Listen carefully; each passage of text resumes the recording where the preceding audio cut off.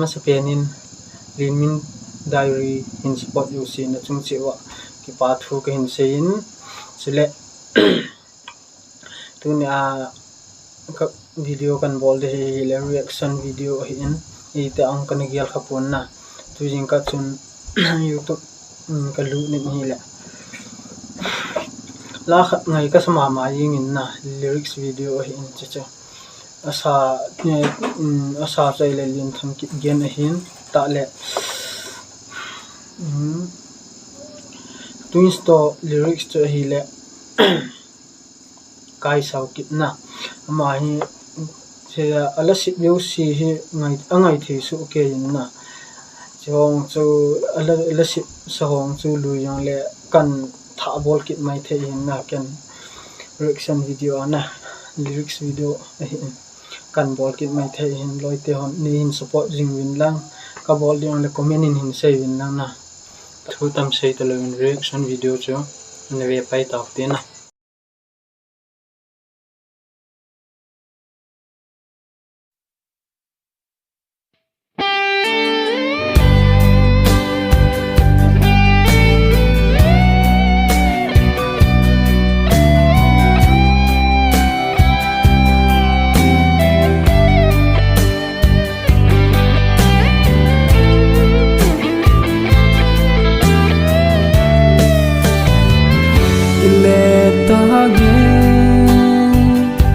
Kisih ubin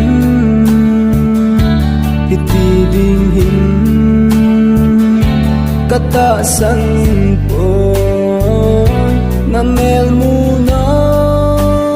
na kahung kalsongin kamuho hizalmang hile kano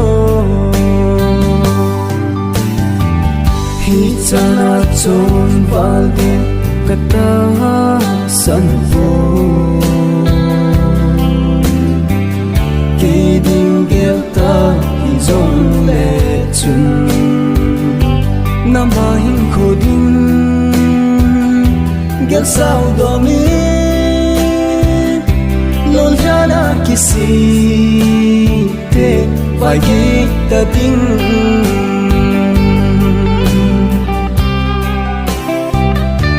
yang na chan ho ka gel sahin ngol na hin ho man kano gel da ta he kadite lol hin ai chup si in amang ta lo sim ahin hitana chon valdin katasan po kiding gelta hizong le chun namahin koding gel sao domi lol jana kisih te vai gita ding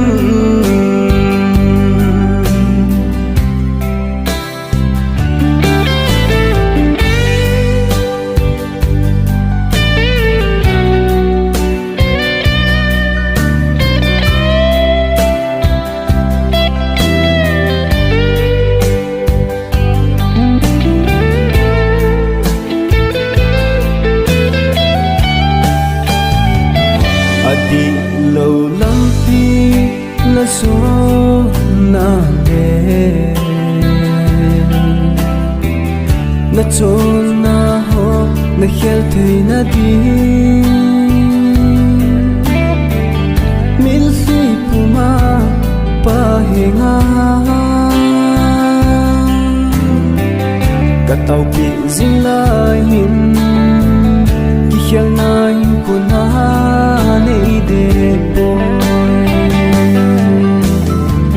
hitana chon valdin katasan po kiding gelta hizong le chun namahin ko ding gen sao do mi non jana kisih ke vai gi ta ding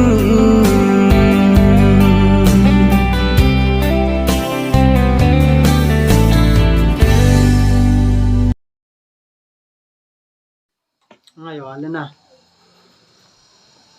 tabang lahi koi ma point mo sip do hin kais okay ama changa ang tu pa thu sevin na ta le asapa lin thang yong to asanga hoi zol phazo a hin bol jing na ding in e hon jong to sot jing utin amani yong heti zol di la kiti mai mi ti adinga chu aman li loi ta hin reaction video ni bol na chu chan chu hin tin aban yong hi aban bana in bol di hin chule thu sei hi ka thim pun ji chun loi le gol te hon ni hin to sot jing ji nu hin kyang thu sei hi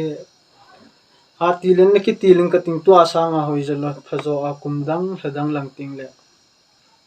thu sei ka thip na ding in long ne hin taw ko ki win lang tiang se kan sei hin in pp le ni chana chun taw te